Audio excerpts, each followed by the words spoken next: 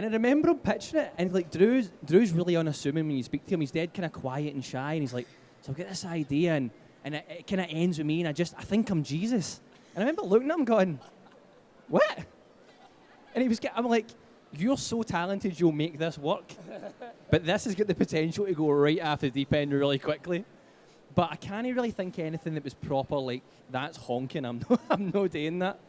But I will say there's definitely been nights where we've been writing, say, tours. Tours were always the worst. If you've got 3 shows you've got to write for a weekend, you would write the first show and it was great. You'd write the second show and it was good.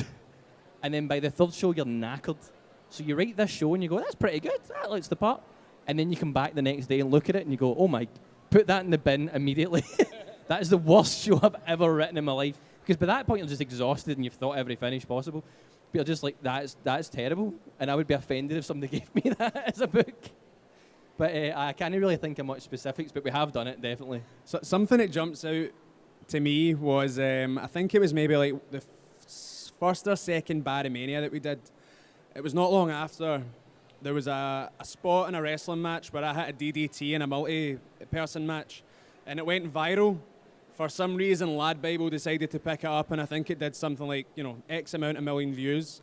But because of that, we wanted to build off of the popularity of a viral ICW clip, and somebody had the bright idea to contact Kingsley at Partick Thistle to do a crossbody in the middle of the ring at the Barrowlands.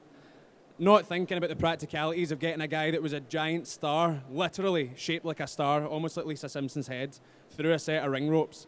So we were almost standing there like that meme where you're like trying to connect the dots, like how do we do this? So much so farcical that we eventually just put the pens down and never spoke of it until this minute, almost 8 years later. So there you go, Partick Thistle and ICW.